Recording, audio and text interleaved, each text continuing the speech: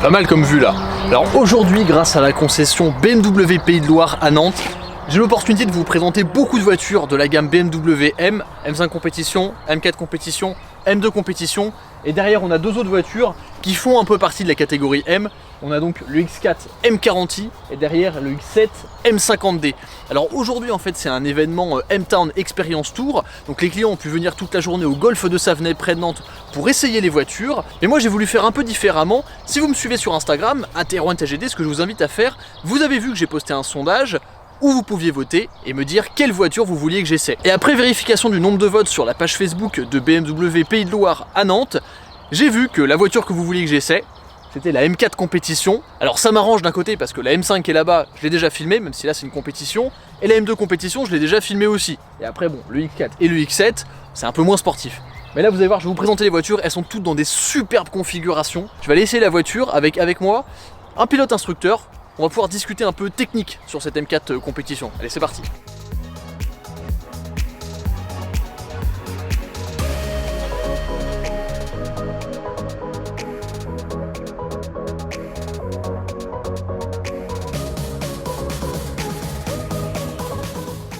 Du coup, me voilà au volant de la M4 compétition. Du coup, à côté de moi, je vous présente Paul, qui est pilote instructeur, entre autres sur BMW M. Absolument, surtout chez BMW. Surtout chez BMW M. Quelle config dans cette M4? Une config assez exceptionnelle puisqu'on est tout en individuel, donc Ouais. avec un Frozen Dark Blue qui est une teinte bleu mat pour l'extérieur. C'est magnifique. Et on a un superbe cuir blanc Ouais. mérino platin qui a vraiment du plus bel effet. En termes de motorisation, on a le 6 cylindres en ligne 3 litres biturbo, 450 chevaux, 550 Nm de couple. C'est ça, 550 Nm. Ouais. 0 à 100 en 4 secondes 1. Et pour moi, c'est un peu la voiture qu'il faut avoir dans la gamme M4 parce que esthétiquement, la M4 normale, on va dire, donc avec les 431 chevaux, je suis pas hyper fan des jantes. Mais la compétition, elle a les jantes qui sont tellement belles. Et vous l'avez vu sur les images de l'intérieur, on a les sièges là qui sont perforés, donc ça j'adore. C'est des petits détails comme ça. Et alors, on a un technicien BMW, donc on va pouvoir en parler, mais est-ce qu'il y a une grosse différence en termes de monde, de châssis, de suspension, etc. entre la M4 normale et la M4 compétition? Tant qu'on reste sur route ouverte, la différence est assez subtile, parce Ok. que tant qu'on va pas chercher vraiment les derniers retranchements et les limites de la voiture, c'est assez subtil. Par contre sur piste, on va vraiment sentir la différence entre une M4 traditionnelle et une PAC compétition. Ouais. Ok, d'accord, donc ça va être au niveau du freinage, c'est la même chose? Ouais, le freinage est strictement identique. On a par contre en option du frein carbone céramique qui est disponible. Ouais. L'excès de puissance forcément va se ressentir sur piste. Et puis voilà, on a une voiture qui est un petit peu plus vivante aussi, notamment grâce à l'échappement qui est un peu plus bruyant que la version Ouais. normale. Donc on gagne un peu en performance, on gagne beaucoup en sensation. Vous me connaissez, hein, même si j'ai pas fait beaucoup d'essais d'AMG, même si j'en ai même fait aucun sur la chaîne. À la base, moi je suis fan d'AMG, mais j'ai toujours dit que j'ai appris à aimer les BMW en les conduisant. Là sur la première accélération, on sent l'arrière qui se déleste gentiment. On a une sonorité qui est super présente. Alors dans cette voiture, c'est l'échappement sport, hein, c'est ça? Exactement, l'échappement du pack compétition, on le reconnaît avec les canules noires brillantes. Ouais, d'accord. Et c'est un échappement qui est vraiment bien présent dans l'habitacle. Et c'est un son qui est très caractéristique, je trouve, des BMW M. Alors à l'intérieur, c'est assez musical, de l'extérieur, c'est très métallique. Et on a évidemment tous les retours à l'échappement qu'il faut. Donc ça, c'est vraiment génial. Alors, moi, ce que j'aime bien avec les BMW M, c'est qu'on peut paramétrer à peu près tout dans la voiture. Donc là, par exemple, je peux paramétrer la réponse du moteur, je peux paramétrer les suspensions et je peux paramétrer la calibration de la direction. Donc là, au niveau du moteur, je suis en Sport Plus, parce que j'ai envie d'avoir de l'attaque. Ensuite, au niveau des suspensions, je suis en mode Sport, parce qu'en mode Sport Plus, c'est quand même très raide, il faut le dire. Exactement, ouais, ça Là, va on est faire sur des routes en énormément. plus qui sont un peu dégradées. Sport Plus, ça va plus être voilà, vraiment pour le circuit, pour la performance pure et dure, quoi. Et au niveau de la direction, alors moi, je reste en Sport, parce que je trouve qu'en Sport Plus, elle est un petit peu trop lourde, et je trouve ça légèrement trop artificiel. Alors que je trouve qu'en sport, elle me va bien, mais ça, pour le coup, c'est assez on va dire, personnel comme ressenti. En plus d'être une voiture sportive, à la base c'est une série 4, donc c'est une voiture qui est quand même très confortable, qui est super facile à utiliser. On a beaucoup de couple à bas régime avec le moteur biturbo forcément. La boîte, les rapports passent super rapidement. Quand on est hors du mode manuel, vraiment on sent pas les rapports passer. Ce que j'aime beaucoup, c'est sur le tableau de bord, on a les lumières qui s'allument plus on approche la zone rouge, donc qui est juste après 7000. Ça c'est vachement bien parce que lorsqu'on a une conduite sportive, on ne veut pas forcément être concentré sur à combien est-ce qu'on arrive exactement. Et avec l'indicateur visuel, des trucs qui passent du orange au rouge, on sait exactement quand est-ce qu'il faut passer la vitesse, c'est un peu comme sur une Ferrari si on veut. Exactement. En termes de performance, il n'y a pas à dire, 450 chevaux sur la route c'est déjà largement suffisant, hein, on peut le dire. Et moi ce que j'aime bien dans la M4 c'est que c'est une voiture qui est quand même assez grosse en termes de taille, ça reste une voiture qui est très très agile. C'est-à-dire qu'avec la direction précise, avec ce châssis qui est vraiment bien réglé, on peut placer la voiture comme on veut, etc. sans trop ressentir le poids. Et sur les reprises à 3000 tours, il y a beaucoup de couples. Et à chaque petit passage de rapport, on a Exactement. un petit à-coup dans la nuque là. C'est le mode 3 de la boîte de vitesse qui veut ça. Tu es sur le mode forcément le plus sportif. Ouais. Donc il va vraiment donner ce petit à-coup pour le changement de vitesse qui est assez sympa, qui permet encore une fois de gagner en sensation. Exactement. Comme vous le savez sur la chaîne, je joue à fond sur les sensations, etc. Et en fait là au niveau de la boîte de vitesse, donc en fait il y a 3 modes on va dire de violence de passage de vitesse si on veut. Donc il y a le mode normal, hop, mode 2 et mode 3. Et c'est vraiment en mode 3 qu'on a envie d'être si on a envie d'avoir des sensations. Deuxième.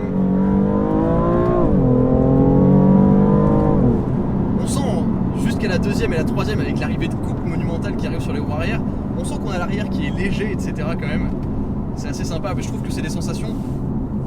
On sent la sportivité quand même, mais ça reste très très maîtrisable. Je pense que c'est une bonne voiture quand même pour apprendre à piloter la M4. C'est la voiture parfaite, t'en parlais juste avant, très justement, tu parlais de placer la voiture. C'est pour ça que les pilotes adorent BMW, c'est parce qu'une BMW c'est toujours parfaitement équilibré.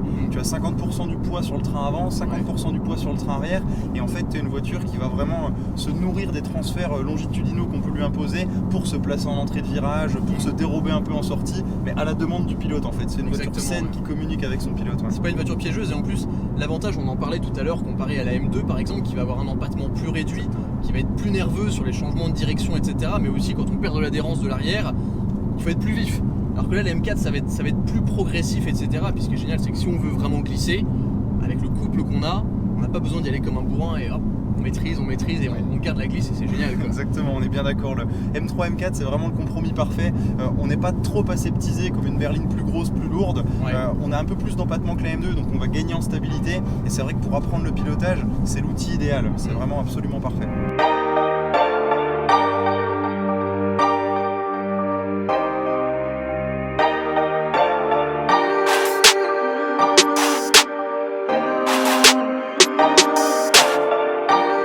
Alors du coup, je vais pouvoir vous présenter un petit peu plus en détail toutes les voitures qui sont là. Alors on va commencer par ordre de taille. Donc déjà, vous avez devant moi la M2 compétition avec donc le 6 cylindres en ligne de la M4, 3 litres biturbo qui développe 410 chevaux. Donc elle est exactement dans la même configuration que celle que j'avais pu essayer il y a quelques mois maintenant. La vidéo est disponible sur ma chaîne évidemment. Là on a une couleur Hockenheim Silber, donc c'est la couleur de lancement tout simplement, avec ces jantes qui sont vraiment magnifiques. Je les préfère vraiment aux jantes de la M2 classique. C'est vraiment une super petite voiture, et puis 410 chevaux dans une voiture avec un empattement aussi réduit, avec le savoir-faire en termes de châssis de BMW M, c'est quand même très très sympa. Ensuite, on a une M4 compétition en Frozen Blue, donc c'est un bleu mat qui est vraiment trop beau. Alors ce que j'adore avec la compétition, et c'est pour ça que je la préfère, c'est évidemment ces jantes qui sont trop belles. Là en plus on a tous les accents en noir, donc ça donne un air vraiment méchant à la voiture, mais aussi très élégant parce que regardez à l'intérieur, on a un intérieur BMW individual en blanc, et ça va tellement bien avec la couleur bleu mat comme ça. Ah, j'adore. Donc dans cette voiture on a aussi le 6 cylindres en ligne 3 litres biturbo, 450 chevaux en propulsion évidemment. Ensuite on passe sur la BMW M5 compétition. Alors la M5 compétition, quelles sont les différences? Il y a les suspensions qui ont été légèrement revues, 25 chevaux supplémentaires qui sortent du V8 4 litres 4 biturbo. Et là dans cette configuration elle est magnifique, donc c'est la couleur Frozen Grey. Ça lui va tellement bien, elle est tellement méchante. Alors là sur les compétitions on a des jantes qui sont spécifiques. Cette voiture là n'a pas les freins carbone céramique, mais c'est vraiment un bateau la M5. Ce que j'aime bien c'est qu'elle reste assez discrète quand même. Et comment reconnaître une M5 compétition, c'est pas compliqué, c'est marqué à l'arrière. Ensuite on a ici le nouveau X4 40i. Donc les 40i, donc c'est les 6 cylindres en ligne, 340 chevaux qui commencent à être un peu partout sur tous les modèles de la gamme. On a un arrière très caractéristique sur le 40i, le X4. Vous voyez on a des échappements ici, hop, qui ont une forme un peu particulière, mais c'est assez sympa. Et là on arrive sur le Big Daddy. Alors il faut que je me recule pour pouvoir avoir cette voiture entièrement dans le champ de la caméra. Le nouveau X7, alors là en finition M50D, donc c'est le moteur diesel le plus puissant de la gamme, plus de 400 chevaux. Et regardez un peu la taille de ce mastodonte. Je vais me reculer, vous allez voir la taille par rapport aux autres voitures. Ah, même la M5 elle paraît pas très grosse à côté. Là en plus il est dans une finition M Sport, donc on a des superbes jantes en 22 pouces. La couleur blanc lui va très très bien avec tous les accents noirs autour de la voiture. Et particularité des versions M50D, on a toujours ces accents un peu gris métallisés qu'on retrouve beaucoup à l'avant, notamment sur la calandre. Et du coup, pour répondre à la question générale, oui, la calandre de cette voiture est absolument énorme, mais oui, ça lui va bien parce que le gabarit de la voiture est tellement gigantesque que franchement, si c'était plus petit, bah, on perdrait un peu quelque chose. Et en plus, j'aime bien parce que l'énormité de la calandre est affinée, on va dire, par ces feux qui sont très fins. Alors, c'est les nouveaux feux laser BMW, le design est tellement beau. Alors aussi ce qu'il y a sur la M4 compétition, il y a tout en carbone qui abaisse le centre de gravité. Alors il est disponible en option sur la M4 et la M3 normale. Tout à fait. Et là il est d'origine. Exactement. Ouais, donc ça c'est pas mal. Visuellement, en plus là, avec la couleur bleue à l'extérieur, c'est top. Et puis visuellement aussi ça assis un peu plus la voiture, je trouve. Ça lui donne plus de muscles. Alors d'ailleurs à propos de muscles, on a eu cette discussion tout à l'heure. C'est vrai que moi j'ai tendance à préférer la M3. On est pareil. Hein. Parce qu'elle paraît, comme elle est légèrement plus haute, on a l'impression visuellement que les ailes ressortent beaucoup plus. Alors que la M4 paraît plus fluide, paraît plus sage presque. Exactement, la M4 est peut-être un peu plus dans l'élégance du design, avec une forme vraiment très harmonieuse, très bien proportionnée. La M3 elle plaira peut-être un peu plus aux fans de la M2 qui est vraiment très trapue, très bodybuildée. Exactement. Et c'est vrai que nous c'est ce qui nous...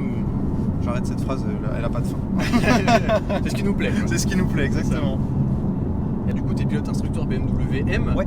Et c'est quoi ta voiture favorite pour travailler avec des clients quand tu les emmènes sur circuit ou quand tu es en passager pour apprendre aux clients à bien conduire? Alors moi mon plus gros coup de cœur c'est la M3 CS. La M3 plutôt que la M4 juste pour le côté esthétique. En termes de performance il n'y a vraiment pas d'écart entre une M3 et une M4. Et puis l'appellation CS pour le côté vraiment un peu plus radical.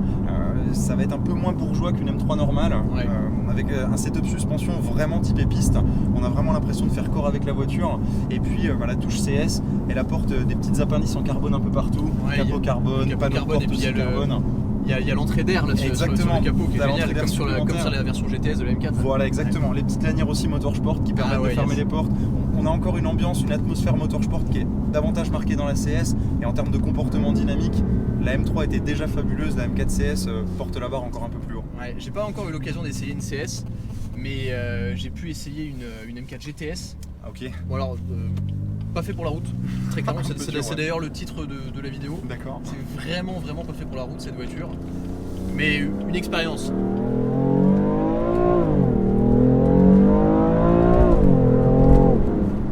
Il y a vraiment beaucoup de couple.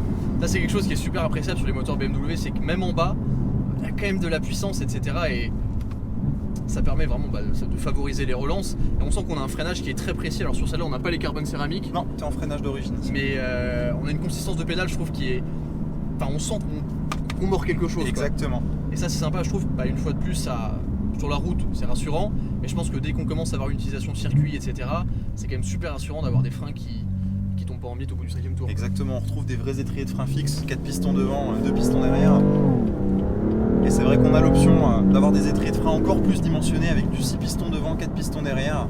On a une super consistance à la pédale, on a quelque chose d'endurant et qui se dose très bien. On arrive à moduler pour faire des vrais bons freinages dégressifs très facilement.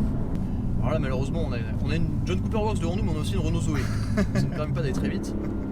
J'aime bien la consistance de ces palettes avec le métal derrière, là, ça répond bien.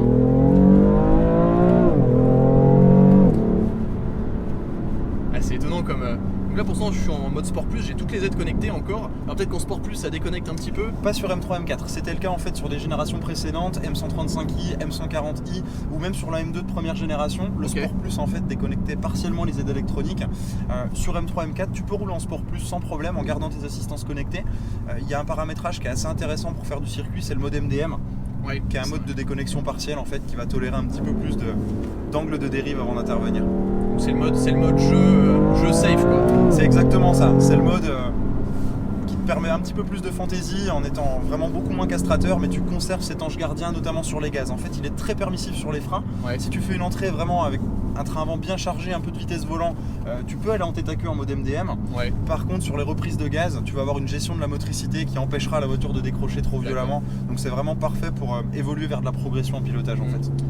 Ça en fait qui est intéressant, c'est que cette voiture elle a beaucoup de facettes qui permettent vraiment, en même temps que ton niveau de pilotage avance, de pouvoir exploiter la voiture de plus en plus avec des modes de plus en plus permissifs. C'est tout à fait ça.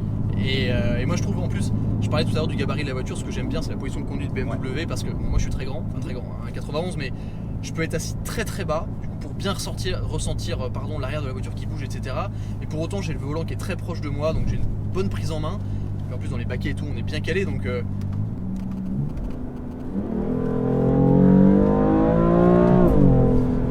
c'est vraiment top pour ressentir la voiture qui bouge et ressentir avec notre fessier bien calé dans le fond, on a exactement ce qui se passe. J'allais y venir, là t'étais typiquement dans un cas de figure où tu as eu des petites régulations de l'anti-patinage parce que tu avais encore pas mal d'angles sur le volant. On sent l'arrière qui a envie d'enrouler, qui a envie de venir. Et ce qui est génial avec une M3 M4, c'est que comme tu l'as dit très justement précédemment, tu as une voiture qui est très facile à piloter rapidement quand tu la laisses connecter. Elle va pardonner vraiment la plupart des erreurs de pilotage. Par contre, dès que tu commences à jouer un peu avec, full déconnecté, c'est plus du tout la même voiture. Ça demande vraiment de la finesse, de la précision. Et après, c'est l'école de l'humilité, hein, d'emmener à la limite une M3 M4 déconnectée, ça devient vraiment du sport et c'est ce qu'on aime. Je pense que t'es bien placé pour le dire. Il est large ce rond-point. Il donne envie.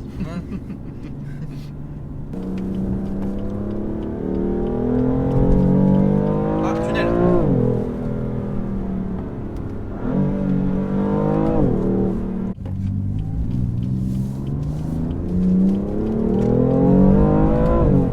Effectivement on sent donc là j'ai aucune aide déconnectée, on sent que les aides sont bien présentes parce que, là on va le dire, deuxième j'ai foutu le pied au plancher au milieu du virage. C'est pas passé grand chose. Il n'y a rien qui s'est passé. C'est là où c'est pas mal, c'est quand même bien fait. C'est en ça que c'est beaucoup plus sécurisant aussi. Et même si c'est un peu castrateur pour les bons pilotes qui ont envie de glisser, qui ont envie d'aller chercher les limites, c'est un super bon outil pour nous à la driving experience parce que ça permet aussi de mettre en avant le fait de saturer au minimum la direction. On se rend compte que plus on ouvre le volant, plus on sent la puissance qui est délivrée au roue arrière. Et donc ça oblige à soigner ses trajectoires, ça oblige à débraquer tôt et donc ça oblige à piloter proprement de rouler connecté. Alors c'est moins fun mais c'est très pédagogique. Ouais, non mais c'est vrai. Et en fait on sent que, comme tu l'as dit très justement, c'est vraiment plus on pilote proprement avec les aides, et ben moins c'est castrateur au final. Ce qui est assez étonnant, c'est-à-dire que les aides c'est pas forcément chiant. On peut rouler très vite connecté. Forcément le meilleur chrono on le fera pas 100% connecté, mais on arrive quand même à des rythmes déjà très très élevés. Écoutez, j'espère que la vidéo vous a plu, j'espère que découvrir avec un œil un peu plus pointu cette M4 compétition vous a plu. Si c'est le cas, n'hésitez pas à suivre Paul sur son Instagram. Pole Position, merci Erwan. Pole Position, ça s'affiche sur l'écran. N'hésitez pas à me suivre aussi sur Instagram évidemment. Et puis je vous dis à très très vite sur The Glove Driver pour d'autres essais. Puis on se reverra sûrement sur un circuit. Avec grand plaisir. Il y a de grandes chances. Alors par contre le start and stop c'est interdit ça. Oui, le bout juste ici. Ouais, merci. Et donc on se reverra sûrement sur un circuit très prochainement, j'espère. On t'accueille avec plaisir à Manicourt en tout cas si tu veux t'adonner aux joies du drift, du slalom chrono et du freinage dégressif, on se fera une joie de te recevoir. Bah, dites-le moi dans les commentaires, déjà rien que le nom ça me plaît. Mais dites-moi dans les commentaires si ça vous plairait et puis on va essayer de faire quelque chose comme ça. Et puis la caméra de recul, la technologie sur la M4 c'est quand même vachement bien. Nickel. Allez ciao.